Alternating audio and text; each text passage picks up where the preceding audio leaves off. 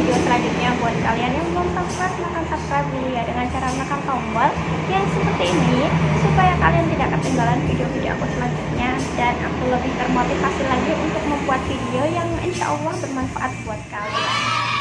Teman-teman, hari ini kita berada di ngobrol bareng part 2. Nah teman-teman, hari ini aku mengundang seorang yang luar biasa tentunya, masih muda tetapi sudah berprestasi. Nah, untuk warga Demak, kalian pasti sudah tahu dong, sudah mengenal dengan baik nih kira-kira seperti apa sosoknya. Nah, hari ini aku mengundang salah satu duta wisata Demak, tepatnya di tahun 2019. Oke, untuk mempersingkat waktu kita langsung saja ya. Nah teman-teman, hari ini aku sudah bersama teman ngobrol kita hari ini, yaitu Mas Dayat ya. Halo teman-teman.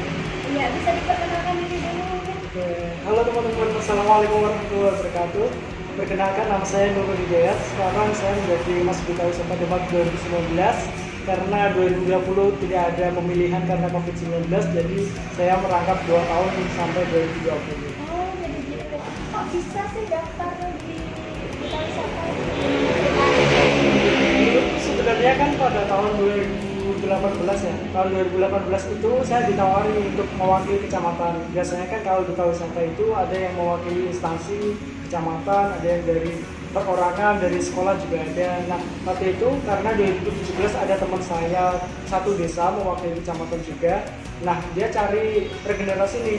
Jadi 2018 saya diminta untuk ikut. Tapi waktu itu kan karena saya merasa bahwa belum ada persiapan dan kayaknya susah untuk menembus itu gitu loh. Makanya saya nggak dulu gitu. Baru tahun 2019 ada keinginan niat dari hati untuk daftar, makanya ikut. Itu pun persiapannya dikit banget. Jadi ketika menang ya alhamdulillah itu udah rezekinya ya. Berarti memang ada dari berbagai hal ya, bisa masuk ke Iya, ada. Wow. Kalau tahu info-infonya tuh Kalau infonya sendiri biasanya banyak di-share di Instagram, terutama di Duta Wisata Instagramnya Duta Wisata Demak ya. Di Instagram Duta Wisata Demak itu banyak sekali informasi yang kalau mau pemilihan atau apa biasanya di-share di situ, dan biasanya di Facebook juga ramai di grup-grup warga Demak dan sebagainya itu. Jadi kita banyak banget dapat informasi, biasanya kan di grup WhatsApp juga. Kalau di Kataneswa itu kan biasanya grup-grup juga mengirimkan. Jadi kita bisa tahu banyak dari situ. tuh, kalau syarat-syaratnya itu susah nggak sih Mas? Kalau syarat dibilang susah ya, susah gampang ya Mbak. Karena gimana ya, rata-rata kita yang namanya mencari duta ya, duta itu cari yang sesempurna mungkin, walaupun manusia kan gak ada yang sempurna. Dari fisik kita nggak terlalu ganteng nggak apa-apa, yang penting kita dari segi tinggi badan itu minimal harus 170 cm untuk putra. Kalau untuk putri minimal 165. Saya nggak memenuhi saya. Tapi tetap bisa ikut, kita tetap bisa menjadi finalis dan kita dapat banyak ilmu. Yang penting kan ilmunya kayak gitu. Jadi selain itu kita juga punya wawasan yang luas soal sejarah, budaya, dan juga hal-hal lain di luar sana kan. Dan juga selain itu kita juga harus mampu punya public speaking yang bagus, minimal kita bisa ngomong depan orang yang gitu. Jadi itu salah satu kunci untuk kita mau ikut duta wisata ya itu salah satu. Kalau dari awal itu sampai akhir itu apa aja yang perlu disiapkan gitu sih? Kalau tahun 2019 itu waktu itu saya diminta untuk bikin vlog, untuk terus bikin karya tulis soal wisata di Demak gitu ada. Terus kita harus menyampaikan foto-foto dengan baju batik Demak, kan ada di Demak kan ada batik Demak. Nah itu salah satunya untuk memperkenalkan kepada anak-anak muda itu kita pakai gitu. Nah setelah itu juga beberapa persyaratan yang mungkin kayak piagam, kita pernah dapat apa-apa, nah itu kan juga jadi penilaian gitu. Kayak gitu. Aduh. Nah. Berarti caranya itu selalu berubah.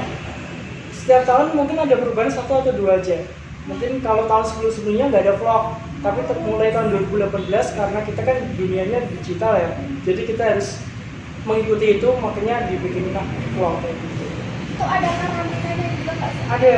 Jadi karantinanya itu kan biasanya kalau kita kenal kayak Putri Indonesia atau apa kan itu nginep di hotel berapa lama setiap hari. Nah kalau di Demak ini karena dekat, kita pulang pergi. Biasanya setiap misal hari Senin dari jam 6 kita udah sampai di Pendopo atau di Dinas Pariwisata. Nanti jam 6 sore itu baru kita pulang. Besok lagi tuh kayak gitu lagi. Jadi mungkin 1 sampai 2 minggu itu full, ya nggak full juga sih, tapi ada beberapa waktu yang benar-benar padat banget. Ada photoshoot, ada kita kemana, ada kita harus apa-apa, nah itu harus dipisahkan. Itu sering ada di Kalau pendaftarannya sendiri mulai awal itu ada uang pendaftarannya, karena setelah itu kita akan banyak dapat banyak fasilitas kan Mbak. Kalau pendaftaran di tahun aku itu ada 150.000 itu kita dapat fasilitas yang banyak banget, dapat kaos, lempang, kita bisa kegiatan di hotel, kita bisa dapat ini itu macam-macam lah kayak gitu. Dan ilmunya juga banyak banget, jadi enggak istilahnya nggak rugi lah kita dapat, bahkan kita untung walaupun nggak menang ya. Terus itu kan juga apa cowok cewek kan ya. Bener. Nah itu dipasangin di sana atau kita sendiri yang Kalau pasangan itu sebenarnya awalnya kalau dari dinas seperti misal dari kecamatan-kecamatan nih, kecamatan itu mereka udah dipasang-pasangkan dari kecamatan, misal dari kecamatan Guntur ada satu putra satu putri, daftarkanlah ke sana. Nah ketika seleksi itu, ketika lolos itu kan banyak banget kan yang seleksi, mungkin sampai 100-an gitu lebih. Nah itu diseleksi jadi 15 pasang, berarti 30 orang untuk mengikuti karantina sampai grand final. Nah ketika mau karantina itu 15 pasang itu diacak lagi, jadi nggak dapat pasangan dari rumah atau dari mana, tapi waktu itu diacak sesuai nomor itu, diacak tanpa kita tahu. Nah kita dapat siapa, nah baru itu kita harus membangun chemistry selama karantina, karena waktu karantina ada kita penampilan bakat bersama, misal nyanyi, menari. Nah itu hanya dikasih waktu 2 hari untuk belajar menari, misal nari berpasangan itu kan. Jadi kita benar-benar mau nyoba banget gimana cara menampilkan itu. tapi sekarang akhirnya bisa jadi kita. Alhamdulillah, mungkin udah rezekinya gitu. Nah kalau untuk tugas-tugasnya sebagai duta wisata itu apa aja tuh? Kalau tugasnya sendiri yang pertama mungkin kita dari istilahnya dari diri kita sendiri dan dari dinas ya. Kalau dari dinas kita biasanya ditugaskan untuk menghadiri acara-acara seperti ini kita buat teman-teman. Misal ada grebek besar, ada biasanya kan sawalan itu kan ada Pak Bupati ke teman-teman sawalan itu kita juga mendampingi. Nah kemudian waktu iring-iringan penjamasan itu tuh Sakasuna Kalijaga kita juga ikut pengiringan kayak gitu. Kita semuanya harus prepare dari dinas. Kalau dari kita sendiri biasanya kan duta wisata kita harus mempromosikan wisatanya kan. Jadi wisata itu benar-benar kita apapun yang kita bisa ya kita lakukan dengan itu kayak gitu. Tidak usah muluk-muluk harus gini nggak usah. Yang penting kita mampu aja lah. Dan selain itu juga bisa kita diundang menjadi pembicara di beberapa bulan gitu. Kita harus persiapan diri, karena kita udah menjadi duta, orang di luar sana tidak peduli kita bisa atau enggak kan, karena kita udah jadi duta ya kamu harus bisa gitu. Jadi kan dari awal tadi public speaking dan pengetahuan kita harus luas. Asia. Kayak gitu nih. Ya. Nah kalian yang mau nyalon jadi duta wisata Demak mungkin 2021 Iya ada. ya disiapkan ya mulai dari sekarang. Oke. Terus juga apa sih keuntungannya itu Mas? Oke. Kalau keuntungan sendiri, kalau kalau bicara dari segi ilmu dan sebagainya, kita banyak banget dapat ilmu, dapat relasi, ketemu dengan orang-orang hebat, ketemu dengan orang-orang tinggi di Demak, ketemu dengan bupati udah biasa lah kayak gitu. Masuk pendopo biasanya kan kita orang biasa kan masuk pendopo kayak takut gitu kan, tapi sekarang ketika jadi duta di pendopo buat latihan tari, buat ngapain itu udah biasa gitu. Nah kemudian kalau dari segi materi, nah ini biasanya paling banyak ditanyakan sama teman-teman, ketika jadi duta itu ada bayarannya nggak sih, ada uangnya dan sebagainya, dan ketika jadi duta jadi kaya nggak sih kayak gitu. Biasanya pertanyaannya gitu tuh. Saya bilang sama teman-teman, ketika kita memutuskan untuk ikut kegiatan seperti ini, bersiap-siaplah untuk menjadi bukan semakin kaya tapi semakin miskin. Dalam arti semakin miskin itu uang kita, karena apa-apa kegiatan itu kita harus benar-benar uang sendiri. Kalau mungkin kecuali ada kegiatan dinas yang misal kita dinas di mana, kita baru mungkin dapat uang transport kayak gitu. Tapi kalau kegiatan seperti advokasi kita, misal ke kegiatan apa, kita bikin video apa, atau kita mengunjungi tempat-tempat apa yang memang itu menjadi apa ya namanya ide kita sendiri untuk masuk ke sana mempromosikan, yaitu kita benar-benar keluar uang sendiri. Jadi istilahnya menjadi kita itu perjuangan. Jadi kita mulai berjuang mulai sejak saat ini. Kalau kita bisa berjuang lewat duta wisata, ya kita berjuang lewat itu. Kalau memang bisa berjuang lewat dunia yang lain, tidak harus menjadi duta wisata. Kayak gitu. Berarti tetap ada kerjasama gitu juga ya? Kalau kerjasama ada, alhamdulillah. Misal kita kegiatan apa butuh batik Demak, kita bisa disupport misal dari Karang Melati, ada batik Demak Karang Melati. Misal di kemarin pernah juga disupport dari batiknya Mbak Yosi yang di Bodong A, itu ada juga batik Demak semua. Jadi di Demak itu kita berusaha duta wisata menggait banyak desainer baju. Kita menggait banyak orang-orang yang punya usaha-usaha kecil kita aja. Kayak gitu. Ya. Mantap juga ya. Dan aku jadi minder. Santai aja. Kan tadi kan udah cerita itu ya dari pengalaman dari awal sampai akhir. Nah, selama dari awal sampai akhir itu ada kendala-kendala yang bikin itu nggak sih? Kayak gitu. Mungkin kita mulai dari pas pertama kali kita ada pendaftaran ya.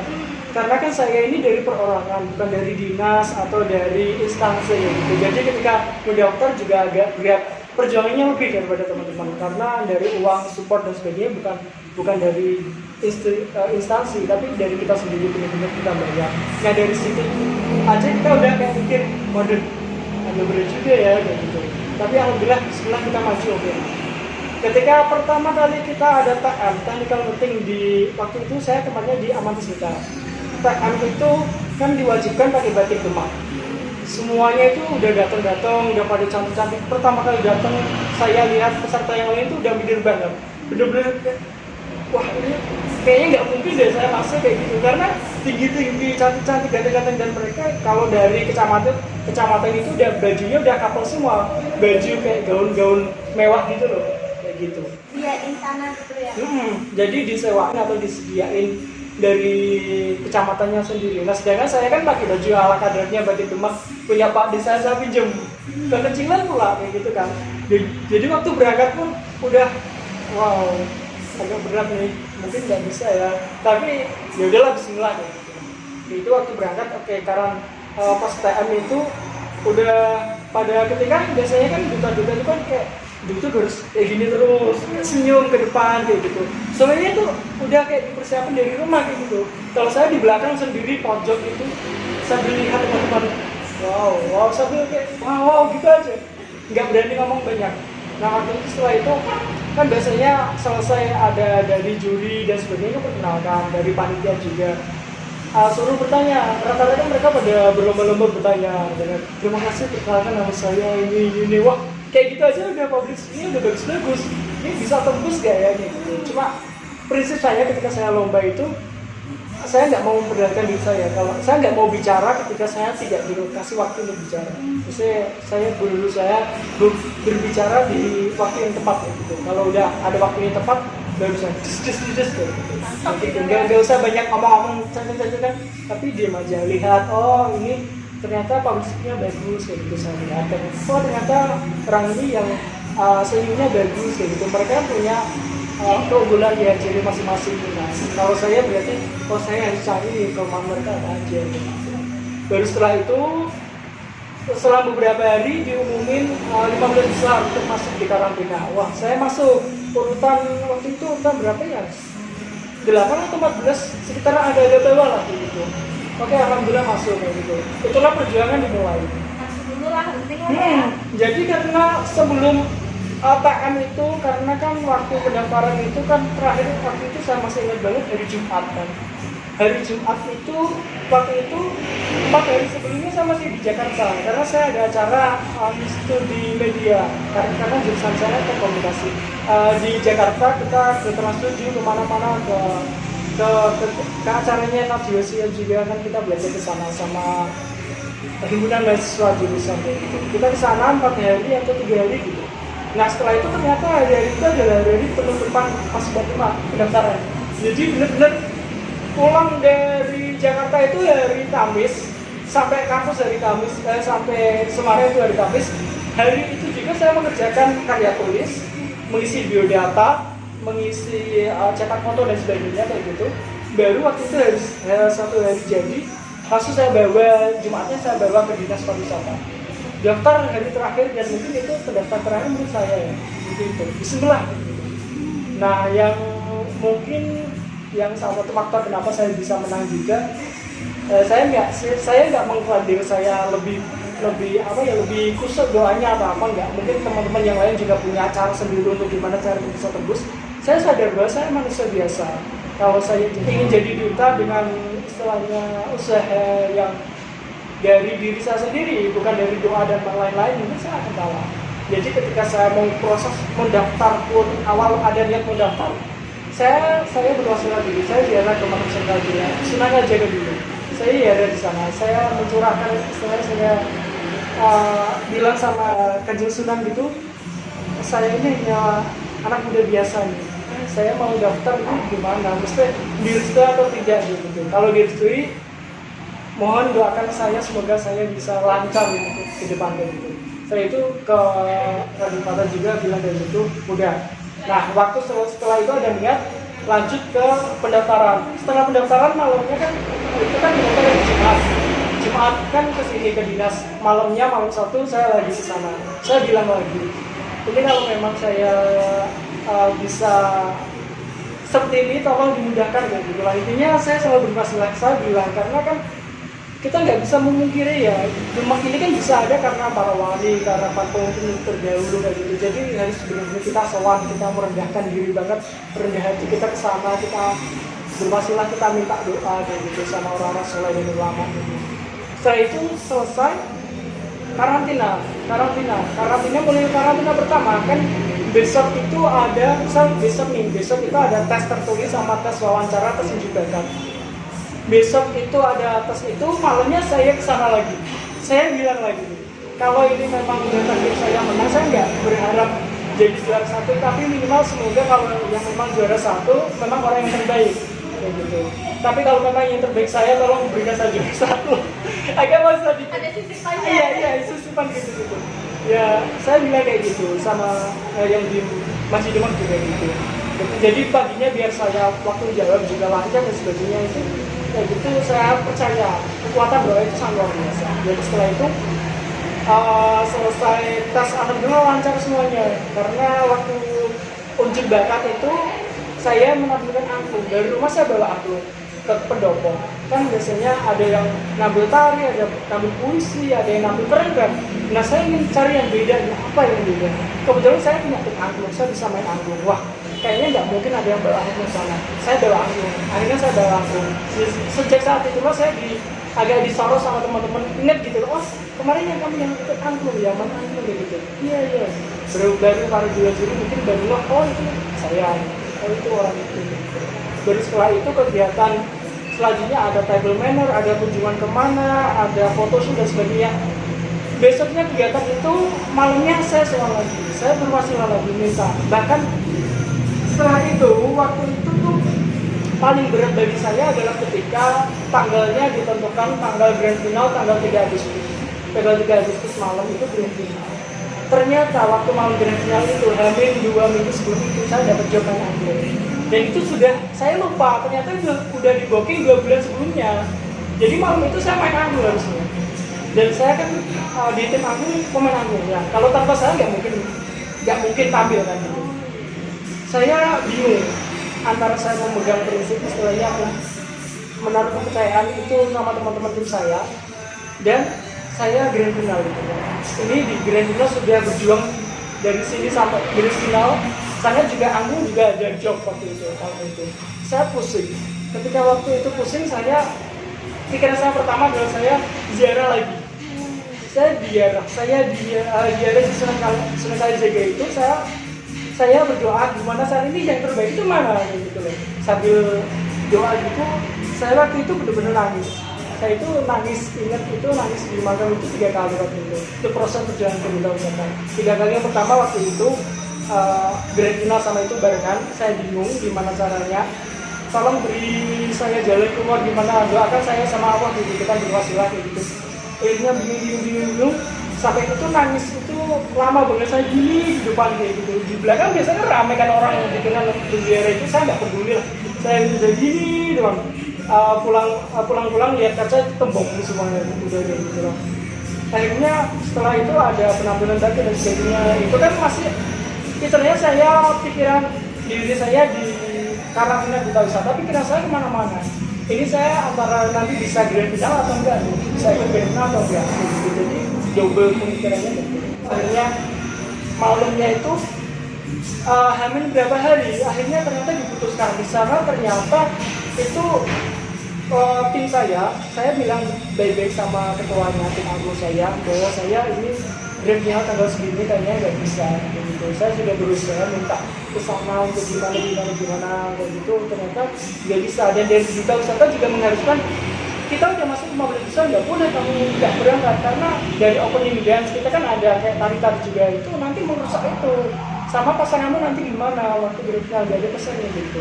Sana juga nggak bisa, sini juga bisa, tapi ternyata hamil beberapa hari tim anggun saya koordinasi sama yang punya hajat begitu. Ternyata tim anggun saya bilang kalau pemain anggunnya ada kuliah nggak bisa kayak gitu. Ini alasannya kayak gitu. Ternyata dari saya juga bilang gitu, oh jadi mas kebetulan karena ternyata dari kami udah dari sana ada saudara yang punya virgin tunggal kayak gitu, mau di virgin tunggal, cuma dari kemarin mau bilang jenengan agak mau gitu. Ternyata sama-sama nggak jadi udah selesai. Hamil 3 hari kayak gitu, udah selesai itu, masalah itu udah selesai. Masalah selanjutnya muncul adalah kan karena apa ya, saya kan berangkat orang-orang sendiri. Saya itu dari awal seleksi nggak bilang sama orang tua, nggak bilang sama bapak saya, karena memang prinsip saya kita ikut lomba nggak bilang orang tua, bilang istilahnya kalau saya takut kalau itu nanti jadi apa yang mengecewakan orang tua kalau saya kalah. Jadi lebih baik ketika saya lomba nggak usah bilang, tapi pulang-pulang ada piala gitulah, itu kan surprise gitu. Tapi karena waktu itu grand final duta wisata itu membutuhkan orang tua yang sudah datang ke pendopo, akhirnya kan ada undangan khusus nih di IP. Nah itu saya kasih ke orang tua itu hamil 2 hari sebelum grand final, padahal 1 bulan sebelumnya itu saya udah pusing ngurusin itu. Jadi hamil 2 itu saya bilang sama bapak, Pak ini ada undangan ke pendopo, terus silakan datang, saya ikut lomba dulu. Terus saya baru bilang hamil 2 grand final. Nah setelah itu bilang, saya masih mikir lagi, kan saya uang semua itu sendiri, saya masih mahasiswa kebetulan, masih punya tabungan kemarin nggak terlalu banyak lah, tapi untuk proses itu kan panjang banget. Apalagi untuk bikin video vlog itu kan benar-benar saya anak komunikasi, harus bikin video yang bagus, saya punya standar yang bagus. Kalau saya dari panitia sendiri minta bikin vlog, terserah gimana pakai HP, terserah nggak apa-apa, saya nggak mau. Saya harus gimana caranya minta bantuan sama senior-senior saya kan. Ada yang punya kamera, ada yang punya drone dan sebagainya, saya sewa semua. Saya bertim itu ada 4 orang, yang lain kan pakai semuanya sendiri pakai HP. Bisa 4 orang datang ke Sayung, karena saya kan diajak itu kan, saya dapat yang Pantai Morsari, ke Pantai Morsari kita proses ke sana. Saya teman saya satu Semarang, satu dari Mijen Demak itu kan. Jadi saya berangkat ke sana, kita prepare dan sebagainya, itu juga nggak sedikit kan habisnya uang, banyak banget habisnya, hampir setengah juta lebih lah, hampir 1 juta lah. Demi itu hanya video dong. Jadi saya sama pasangan saya rebutan kan, ini gimana kalau saya sendiri pengen yang benar-benar bagus, maka lagi kita bisa mempersembahkan video yang bagus berikut seperti ini. Gitu. Kita nggak usah ngejar juara, tapi minimal ketika kita menampilkan yang bagus, mempersembahkan yang bagus, pasti kita dilirik orang. Kalau kita suatu saat menang, kalau video kita nggak bagus, orang nggak akan percaya kalau kita bagus. Makanya itu salah satu trik agar ketika kita menang suatu hari kan, kemudian alhamdulillah saya yang menang. Jadi orang lihat, oh videonya bagus nih, layak dong menang. Itu salah satu poinnya. Nah setelah itu, yang tadi masalah itu kembali ke masalah. Saya udah gak punya uang sama sekali, 0 rupiah, bener-bener saldo saya 0 rupiah. Nah itu ternyata waktu grand final itu, malam grand final kita harus pakai baju itu sendiri, cari sendiri, sewa sendiri, bukan dari dinas. Nah, sewa baju aja full dari atas sampai bawah, belum termasuk backup, itu hampir 200 sampai 250 ribu. Saya nggak punya uang. Waktu malam itu saya hanya bilang sama yang tukang nyewakan itu, bajunya itu saya dari perorangan. Tapi saya nggak bilang nggak punya uang, tapi gini, ini sewanya berapa gitu. 250 kayak gitu. Oh, oke, saya sewa satu semuanya ya gitu. Dengan PD, tapi saya nggak punya uang sama sekali, 0 rupiah. Saya nggak berani bilang sama orang tua saya. 0 rupiah, saya hanya oke, saya pilih yang ini. Besok malam grand final saya pakai gitu. Malam grand final itu saya pakai baju itu. Saya tuh masih bingung nanti bayarnya gimana ya. Saya nggak punya uang sama sekali. Jadi istilahnya ya nanti kalau pernah saya bisa bayar. Kalau nggak pernah ya udah nanti saya cari gimana caranya gitu. Selain itu ternyata apa itu luar biasa, memberikan rezeki itu udah porsinya udah luar biasa. Saya butuhnya 200 ribu untuk bayar kostum, saya dikasih 5 juta. Kan naik juara satu kan 5 juta, 5 juta. Nah itu dapat 5 juta. Alhamdulillah, itu luar biasa. Salah satu perjuangan untuk menuju ke grand final duta wisata itu udah berat banget, benar-benar hampir satu hari saya nggak bisa ke malam grand final karena ada acara juga. Nah itu tabrak-tabraknya itu kayak gitu. Tapi ya namanya udah takdir menang, udah rezekinya. Mau sesusah apapun pasti ada jalan. Ya Allah banget dengarnya, ya Allah. Nah buat kalian yang pengen daftar tapi kok masih minder. Nah itu tadi ceritanya tuh kayak gitu loh, jatuh bangun. Tergantung kalian sendiri sih sebenarnya. Kalau kalian udah niat, insya Allah bisa lah. Asia. Nah, jadi kayak gitu ya perbincangan saya sama Mas Hidayat. Kalau kalian mungkin masih memiliki keraguan, jangan sampai kalian putus asa lainnya. Ikhtiarkan dulu, bener-bener niatkan dulu, niatkan dulu, bener-bener. Insya Allah nanti dimudahkan sendiri. Tadi ceritanya sungguh menarik banget ya udah. Itu baru pertama kali saya ceritakan di video ini. Oh gitu ya. Wow. Saya merasa senang loh. Oke. Mungkin sekian dulu ya video dari aku. Semoga kisahnya ini menginspirasi kalian semuanya dan semoga video ini bermanfaat buat kalian semuanya. Kalau kalian ingin mengetahui mungkin kota Demak khususnya, kalian bisa langsung saja menghubungi Mas Hidayat. Kalian bisa lihat mungkin juga di Instagram Duta Wisata Demak. Ada banyak sekali pokoknya di sana. Kalian bisa cek sendiri nanti.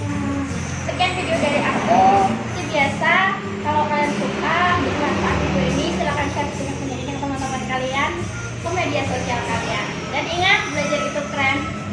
See you in my next video. Wassalamualaikum warahmatullahi wabarakatuh.